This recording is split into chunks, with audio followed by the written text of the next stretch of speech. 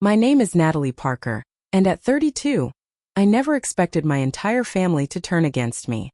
For years, I had been their emotional punching bag and financial safety net.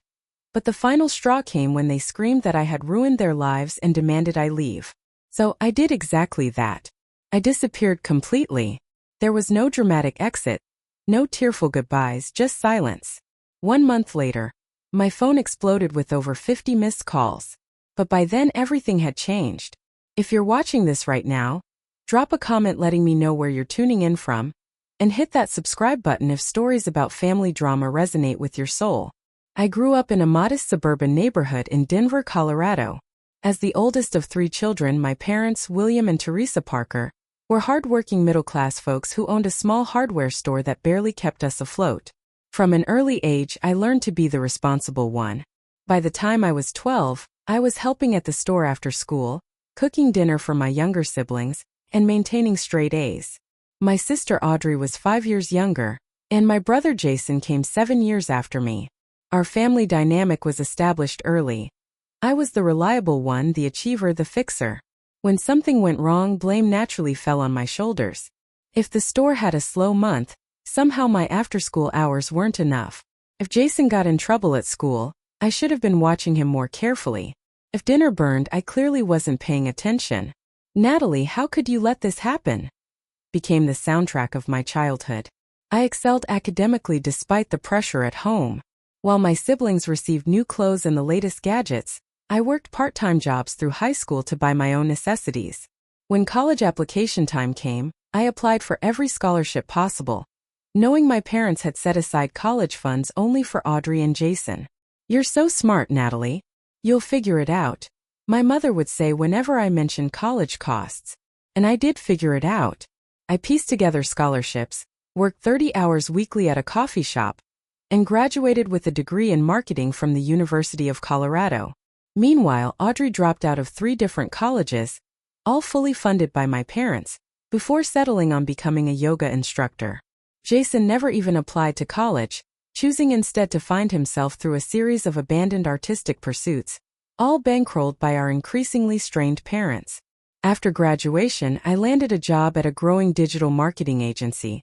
My career advanced quickly, and by 27 I was a senior marketing strategist earning a comfortable 6-figure salary. I bought a small but stylish condo in downtown Denver, drove a modest car I'd paid off, and built a respectable savings account. My financial stability became both my strength and my weakness. As my parents' hardware store struggled against big-box competitors, I began helping with their mortgage payments. When Audrey needed certification for her 5th career attempt, I covered the costs. When Jason totaled his 3rd car, I provided the down payment for another. Each time, the money came with gentle suggestions about financial responsibility. Each time, my advice was met with defensiveness and accusations that I was showing off my success or judging their choices. Yet, when the next crisis inevitably arrived, I was the first person they called. My personal life took a back seat to family obligations. Dating was difficult when dinner with a potential partner might be interrupted by crisis calls from my mother, or midnight rescue missions to pick up my brother from questionable locations. My few serious relationships dissolved under the weight of my family's constant demands. My closest friend Emma repeatedly warned me about the unhealthy patterns. "They're using you as their emotional and financial crutch," she'd say after I canceled our plans to handle another family emergency. "They've made their problems your responsibility, and it's not fair." I defended them reflexively. "They're family. What else am I supposed to do?" The irony was that despite being their perpetual savior, I remained the family scapegoat. If I couldn't immediately drop everything for their latest crisis, I was selfish. If I expressed any fatigue over the constant demands, I was ungrateful for all they'd supposedly done for me. In family arguments, they presented a united front against me, rewriting history to cast me as the villain in situations where I'd been the only one trying to help. 2 years ago, things escalated when my parents decided to expand their failing hardware store. Despite my cautious advice, they took out a second mortgage on their house, convinced that doubling their retail space would somehow double their business in the age of online shopping. When I expressed concern, my father accused me of wanting to see them fail. Just because you've got some fancy job doesn't mean you understand real business, he'd snapped. I reluctantly co-signed the business loan, knowing they couldn't qualify otherwise. Within 18 months, the expanded store was hemorrhaging money. My monthly contributions to their mortgage doubled, then tripled. My savings dwindled as I tried to keep them afloat while maintaining my own life. Meanwhile, Audrey abandoned her yoga studio to pursue energy healing, requiring expensive workshops in Sedona. Jason moved back home at 25, contributing nothing while pursuing a music career that consisted mainly of purchasing equipment he rarely used. My parents enabled both while continuing to rely on my income to support the entire family. The pressure was crushing me. I started therapy, trying to establish healthier boundaries while still supporting my family. I reduced my financial contributions, suggesting instead that Audrey and Jason should help with the family finances. This simple boundary setting was treated as a declaration of war. After everything we've done for you, my mother said, this is how you repay us? By abandoning us when we need you most. The gaslighting was so effective that I actually apologized and wrote another check. My therapist, Dr. Larson, helped me recognize the manipulation, but breaking free from lifelong patterns proved enormously difficult. I was trapped in a role I never asked for but couldn't seem to escape. Your worth isn't measured by how much you sacrifice for people who won't do the same for you, Dr. Larson told me during our sessions. Even if those people are family. I nodded in agreement during therapy but continued enabling their behavior. The consequences of standing firm seemed too devastating to face. What would happen to them without me? And more selfishly, who would I be if not their savior? The breaking point was approaching, though I couldn't see it coming. All the pieces were in place for the collapse of the delicate, dysfunctional system we built over 3 decades. And when it finally happened, it would destroy everything I thought I knew about family, loyalty, and myself. The pattern of blaming me for everything started so early that I can't remember a time when it wasn't happening. When I was 7, my father lost his job at the manufacturing plant. That night, I overheard him tell my mother, if Natalie wasn't always needing those expensive asthma medications, we'd have more savings to fall back on. My childhood asthma, a medical condition I couldn't control, was somehow my fault. On my 10th birthday, my grandmother gave me a beautiful music box that played Beethoven's Für Elise. 2 days later, when Audrey broke it while playing with it without permission, I was punished for making her feel bad when I cried. I spent that afternoon in my room while Audrey was consoled with ice cream. In middle school, I won a prestigious science competition with a project on renewable energy. My parents didn't attend the ceremony because Jason had a minor cold. When I brought home the trophy, my mother set it on a shelf and immediately started talking about how they needed me to watch the kids that weekend so they could attend a neighbor's barbecue. High school brought new dimensions to the family dynamic. While I worked after school at a local grocery store, maintained perfect grades, and handled household responsibilities, Audrey was developing a reputation as the family beauty.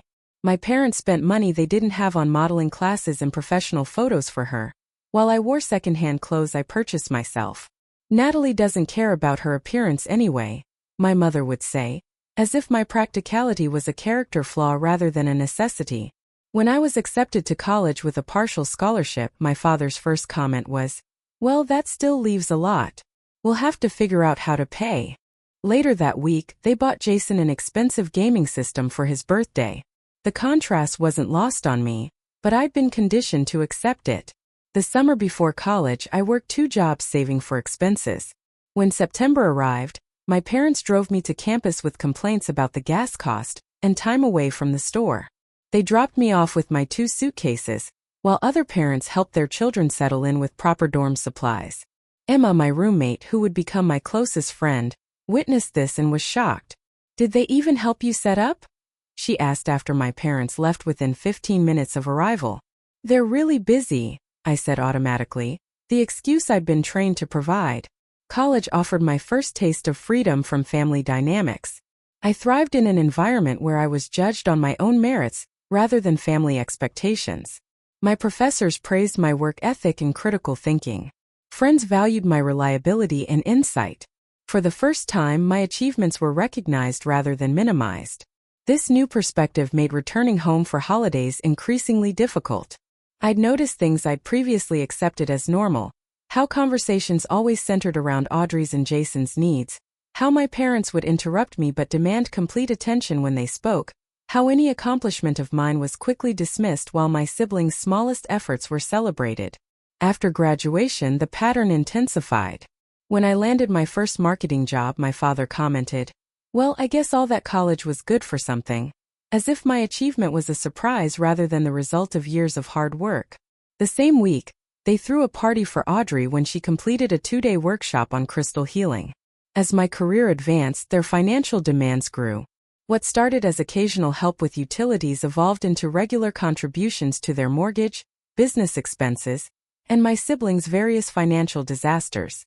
Each time I provided money, they acted as if it was the bare minimum I could do, never a generous act for which gratitude might be appropriate.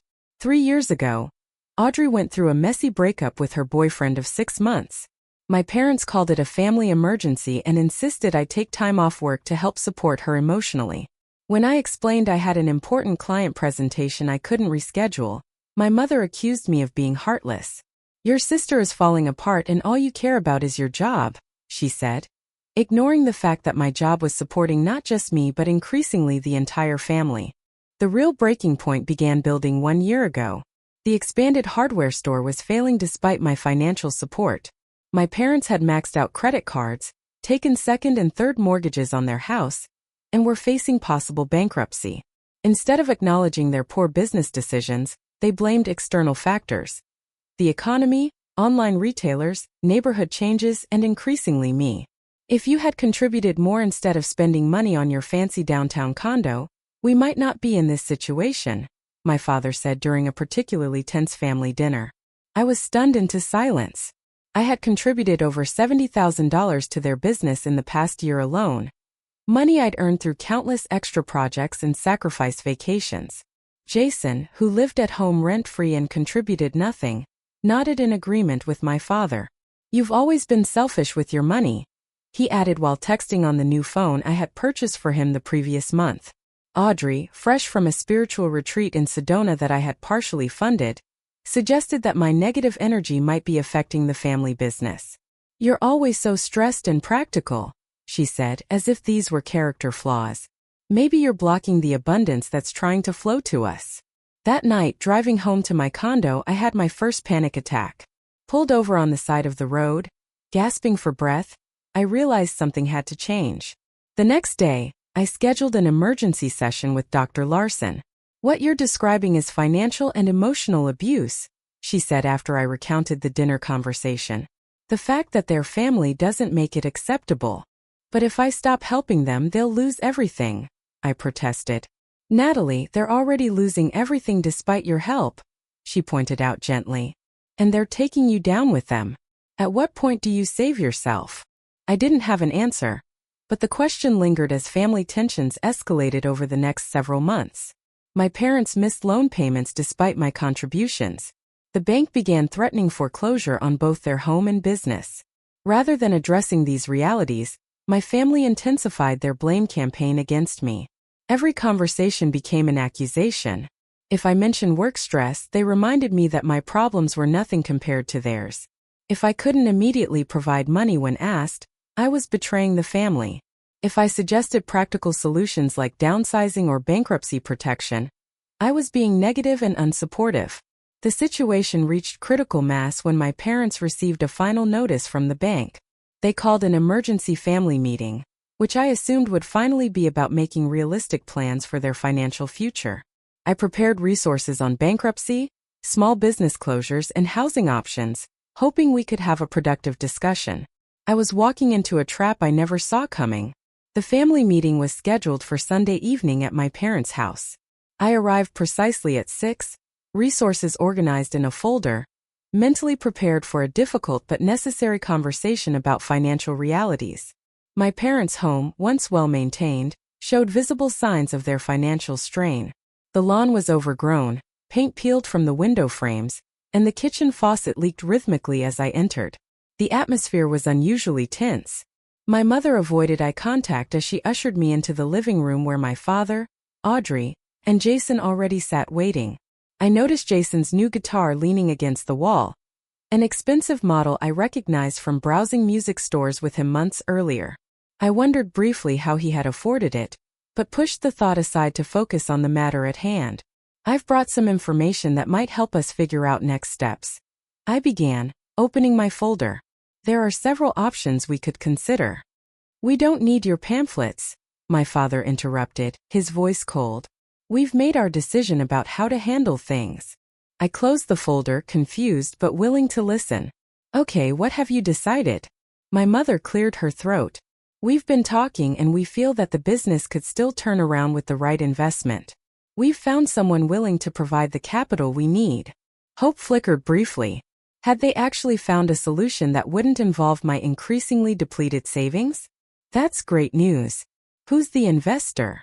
The room fell silent for a moment before my father spoke. You. What?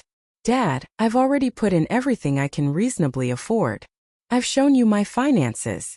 Not everything, Jason interjected, leaning forward with unusual animation.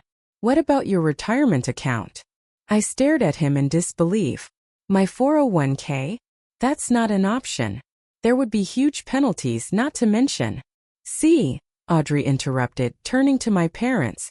I told you she wouldn't help. She's perfectly happy watching us lose everything while she sits in her fancy condo. That's not fair, I protested. I've been helping for years. I've put in over $70,000 just in the past year. And what good has it done? My father demanded. Band-aids.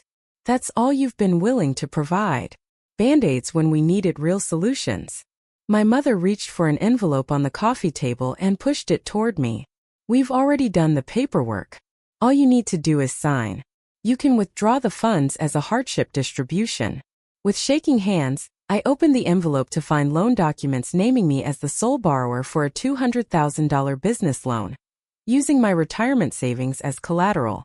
They had filled out everything, even forging my initials on several pages. Only the final signature was missing. This is illegal, I whispered, shock rendering me almost speechless. You filled this out in my name without my knowledge. That's fraud. Don't be so dramatic, my father dismissed. We're family. We're just helping move things along since you've been dragging your feet. The reality of what was happening slowly crystallized. This wasn't a family meeting to discuss options. This was an ambush designed to pressure me into financial suicide. I can't do this, I said firmly, placing the papers back on the table. Not only would it wipe out my entire financial future, but it wouldn't even solve the underlying problems with the business. You need to consider selling or declaring bankruptcy. Bankruptcy? My father exploded, rising from his chair. And destroy everything we've built? Ruin our credit for years? That's your solution. The business is already failing, I tried to reason. The location isn't viable anymore with the big box store that opened. Online sales are taking another huge chunk. These are market realities we can't change. Always so negative, Audrey sighed dramatically. Maybe if you'd helped with the business instead of running off to your corporate job, things would be different. I turned to her, patience fraying. I've been working 60-hour weeks at my corporate job to support this family. When exactly was I supposed to run the store, too? Don't you dare take that tone, my mother snapped. After everything we've done for you. The familiar phrase triggered something inside me. What exactly have you done for me? I paid my own way through college. I bought my own car. I've been financially independent since I was 18 while simultaneously supporting all of you. An uncomfortable silence fell. Then Jason laughed bitterly. Classic Natalie, making everything about her. Mom and Dad gave you a home. Raised you. They raised you too. But somehow I'm the only one expected to pay them back for it for the rest of my life, I countered. My father's face darkened with anger. I knew you'd turn your back on us when we really needed you. You've always been selfish underneath that responsible act. Selfish. The word hit me like a physical blow. I've sacrificed my savings, my relationships, my own financial security for this family. How is that selfish? If you really cared, my mother said, tears forming, you wouldn't hesitate to sign these papers. You wouldn't let us lose our home. I looked around at their faces. Angry, accusatory, manipulative, and suddenly saw with perfect clarity what was happening. They weren't asking for help. They were demanding a sacrifice. They expected me to set myself on fire to keep them warm, and they would still blame me for the smoke. "I'm not signing," I said quietly, standing up. "And I think it's time for me to go." "You walk out that door without signing and you're no daughter of mine," my father threatened, his voice shaking with rage. Audrey joined in, her beautiful face contorted with self-righteous anger. "You're really going to abandon us after everything? You ruined our lives," Jason shouted, standing now too. "We're facing foreclosure because you won't help." "You ruined our lives," my mother echoed. "Get out. Get out if you can't be bothered to save your family." I stood in the center of their fury, remarkably calm despite the verbal onslaught. Something had broken inside me, my heart or my spirit, but the chains of obligation that had bound me to this toxic dynamic for decades. "I'll get out," I agreed softly. "And this time I won't be coming back." They continued shouting as I walked to the door, hurling accusations and guilt like weapons. My father's final words followed me down the driveway. "You'll come crawling back when you realize what you've done." But as I drove away, I knew with absolute certainty that I wouldn't. For the first time in my life, I was choosing myself, and it felt like freedom. The first night away from my family was spent in a quiet hotel room on the outskirts of Denver. I sat cross-legged on the bed, phone turned off, surrounded by an unfamiliar silence. No crisis calls, no demands, no guilt. Just the soft hum of the air conditioner and my own thoughts. The enormity of what had happened hadn't fully registered. I felt numb, disconnected from the emotional hurricane I just escaped. I ordered room service, ate mechanically, then slept for 12 straight hours, the deepest sleep I'd had in years. Morning brought clarity and purpose. I turned my phone on briefly to email my boss requesting a week of emergency personal leave, then switched it off again before any family messages could come through. Next, I drove to my bank and opened a new account at a different institution than the one my family used. I transferred my remaining funds, ensuring my parents couldn't access my money through any shared history or information. My next stop was a meeting with Caroline, a lawyer friend who had often advised me informally about my family situation. This time I was seeking professional counsel. "They actually filled out loan documents in your name?" Caroline asked, examining the photos I'd discreetly taken of the paperwork with my personal information and forged initials. "Yes," I confirmed. "Everything except the final signature." "Natalie, that's identity theft and fraud. These are serious crimes." Her expression was grave. "Do you want to press charges?" The question caught me off guard.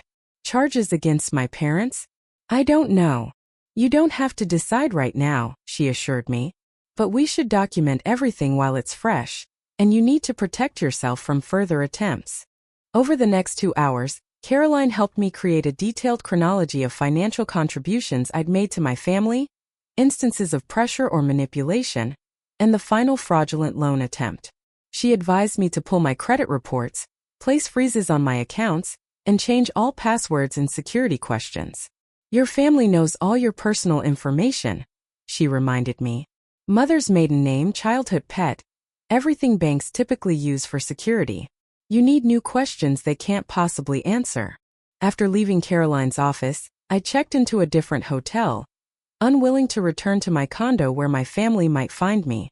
I spent the afternoon implementing her security recommendations and researching apartments in other parts of the city. By evening, I had scheduled viewings for the following day. My phone remained off. I knew there would be messages, accusations, guilt trips, perhaps eventually apologies designed to pull me back into the cycle. I wasn't ready to face any of it. On the third day, I viewed 7 apartments and signed a lease on a modest 1-bedroom in a secure building with controlled access. It was in a neighborhood my family rarely visited, with no convenient parking where they might spot my car.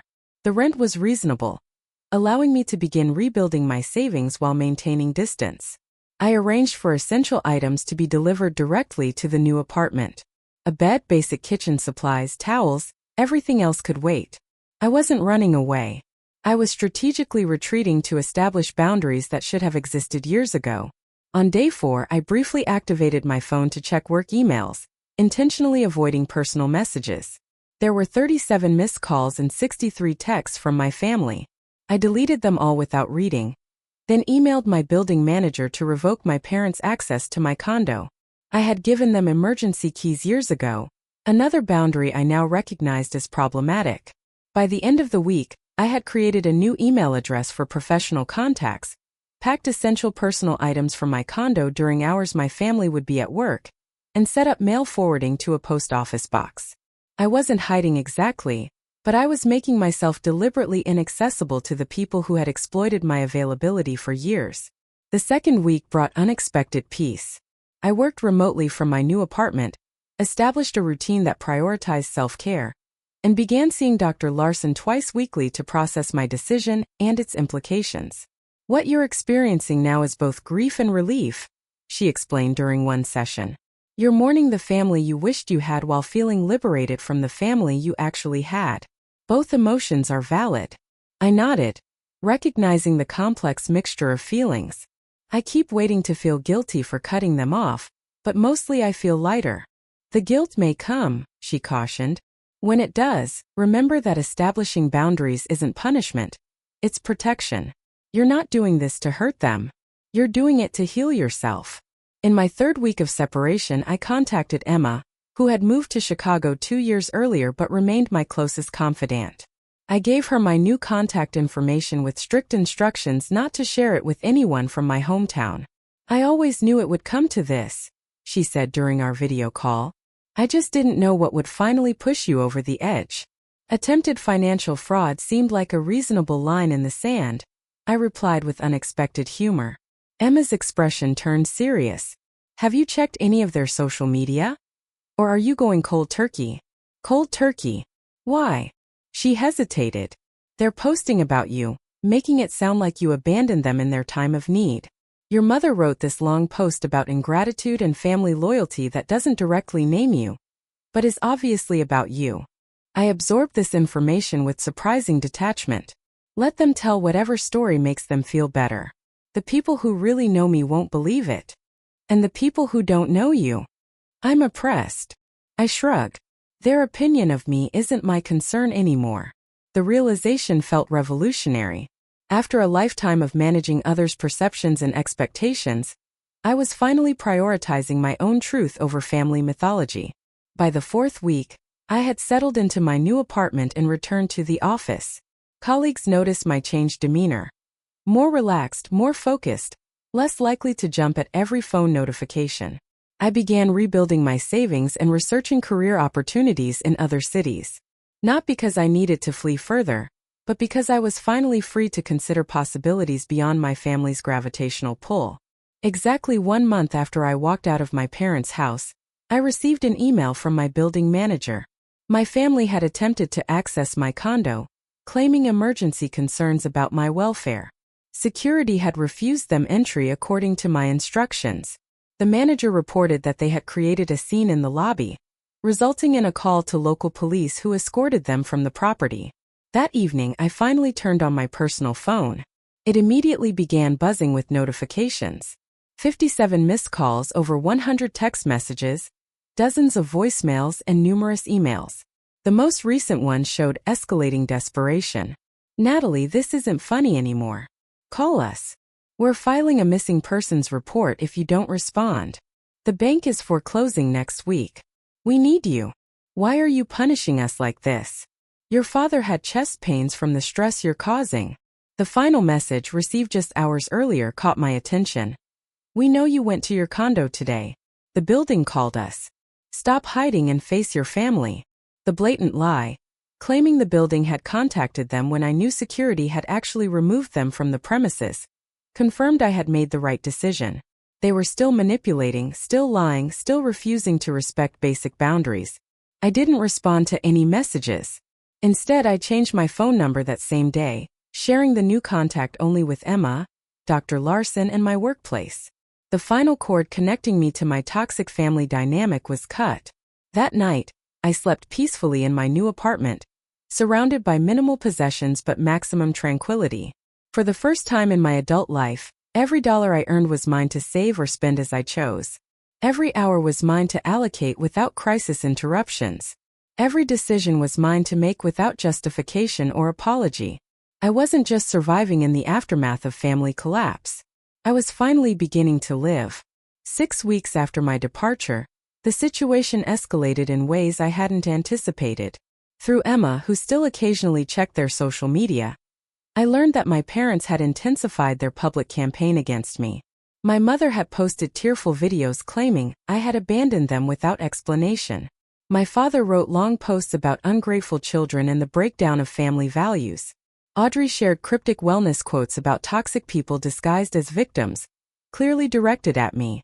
Most disturbingly, they had somehow obtained my work email and begun contacting colleagues with concerns about my mental health crisis and erratic behavior.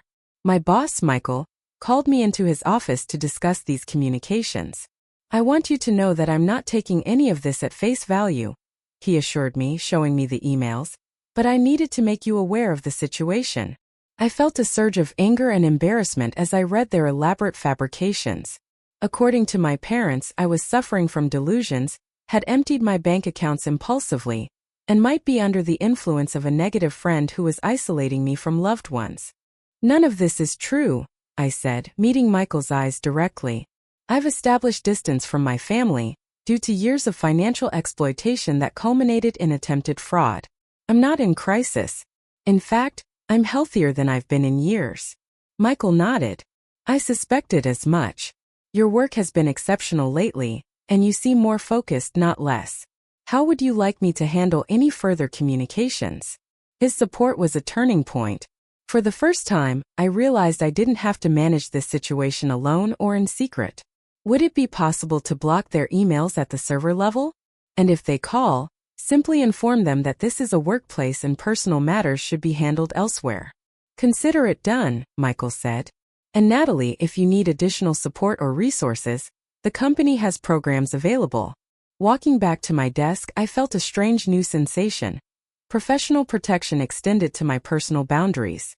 It was so different from the enmeshed dynamic I'd grown up with that it took me a moment to recognize it as normal, healthy workplace behavior. That evening, I met with Caroline again to discuss legal options given the escalation.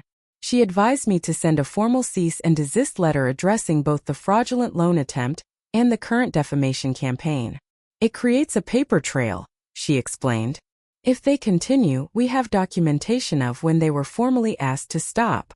I hesitated, still struggling with the idea of taking legal action against my own family.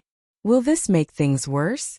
"Honestly, in the short term, probably," Caroline acknowledged. "But it establishes consequences, which they've clearly never faced from you before. Sometimes things get worse before they get better." After careful consideration, I authorized Caroline to send the letter. It was delivered 3 days later by certified mail requiring signature confirmation.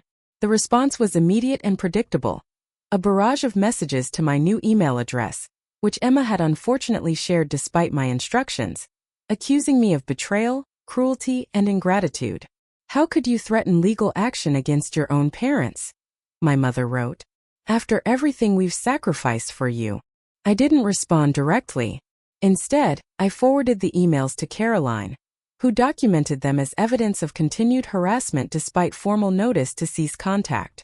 The unexpected turning point came 2 months after my departure, when I received an email from an unfamiliar address with the subject line, "Your brother Jason told me how to reach you."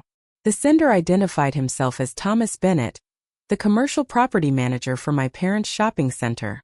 He explained that the hardware store had been officially shuttered after missing 3 months of rent payments. During the cleanout process, he had discovered financial records indicating potentially fraudulent business practices. "Normally, I would simply turn these over to the property owner's legal team," he wrote. "But given that your name appears on several documents, some apparently without your legitimate signature, I thought you should be aware of the situation before it potentially escalates to criminal proceedings." I immediately called Caroline, who arranged for us to meet Thomas the following day. The documents he provided were shocking. Loan applications with my forged signature, credit accounts opened in my name without my knowledge, and business insurance policies listing me as a co-owner when I had never held any official position in the company. "This goes well beyond what you initially described," Caroline said gravely after reviewing the materials. "This is systematic identity theft and fraud conducted over at least the past 2 years. Thomas explained that he had approached Jason during the store cleanout, asking about certain financial discrepancies. After several beers at a nearby bar, Jason had revealed much of the family's financial scheme, apparently not realizing the criminal nature of what he was describing. He seemed to think it was normal, Thomas explained. Just borrowing your credit because you owed the family for raising you. The revelation left me reeling. The betrayal was deeper and more calculated than I had imagined. This wasn't a desperate one-time attempt, but a long-standing pattern of exploitation. What are my options? I asked Caroline. She outlined 3 paths. Report everything to police and press charges. Settle the matter privately with a legally binding agreement requiring them to rectify the fraud. Or do nothing and hope the consequences didn't eventually fall on me as an apparent co-signer. Doing nothing is the riskiest option, she cautioned. Some of these documents could make you liable for debts you never agreed to take on. After careful consideration and several sleepless nights, I chose the middle path. Caroline drafted a settlement agreement requiring my family to formally acknowledge the fraudulent documents, work with credit agencies to remove all unauthorized accounts, and maintain strict financial separation from me going forward. In exchange, I would not pursue criminal charges. The agreement was delivered to my parents along with copies of the fraudulent documents and a clear deadline. Sign within 7 days or face criminal fraud charges. 3 days later, I received an unexpected visitor at my office. Audrey stood in the reception area looking considerably less polished than usual. She had lost weight, and her normally perfect makeup couldn't conceal the dark circles under her eyes. "Can we talk?" she asked when I approached. "Just for a few minutes, please." Against my better judgment, I agreed to a brief conversation in a nearby coffee shop. We sat in uncomfortable silence until Audrey finally spoke. "They're going to sign the agreement," she said, staring into her untouched latte. "Dad didn't want to, but the lawyer they consulted made it clear they don't have a choice." I nodded, unsurprised. "That's good. Is it true?" she asked suddenly, looking up at me. "All of it? The forged signatures? The credit accounts?" "Yes," I replied simply. "Did you not know?" She shook her head slowly. "I knew they were using your credit for some things, but I thought you had agreed to it. They always said you were helping voluntarily, because you had so much while we struggled." The familiar narrative made me sigh. "Audrey, I did help voluntarily for years. I gave them money I could afford to give. What I didn't agree to was having my identity stolen, and my financial future put at risk without my knowledge." She was quiet for a long moment. "The house is being foreclosed on next week. Dad's talking about declaring bankruptcy. Jason's staying with friends. Mom's not doing well." I recognized the implicit request beneath the information. They needed money again. And Audrey had been sent as the new emissary. "I'm sorry they're struggling," I said carefully, "but I can't be their solution anymore." "Even knowing we'll be homeless?" Her voice cracked slightly. "You're 37, I reminded her gently. "You have a yoga certification. You could get a job, find an apartment. Mom and Dad could downsize to something affordable. Jason could finally support himself. These are normal adult responsibilities, not catastrophes." Audrey's expression hardened. "So that's it. Years of family just thrown away because you're too selfish to help when we really need it." The familiar accusation no longer had power over me. "This isn't about one financial crisis, Audrey. It's about decades of being blamed, manipulated, and exploited. It's about identity theft and fraud. It's about respect and boundaries that have never existed in our family. You always think you're better than us," she said bitterly, standing to leave. "Enjoy your perfect life while we suffer." As she walked away, I felt a complex mixture of sadness and relief. The conversation confirmed what I had suspected. Nothing had fundamentally changed in their perspective. I was still the villain in their story despite being the victim of their crimes. But something had changed in me. I no longer felt responsible for their choices or guilty about my boundaries. Their financial collapse wasn't a failure of my support, but the natural consequence of years of mismanagement and magical thinking. That evening, as I cooked dinner in my peaceful apartment, I realized I had reached a true turning point. I was no longer waiting for their understanding, approval, or validation. I was no longer hoping for reconciliation on healthier terms. I had accepted the family I actually had, not the one I had always wished for. And in that acceptance came the freedom to build a life without their chaos at its center. 3 months after my departure, the consequences of decades of financial mismanagement finally caught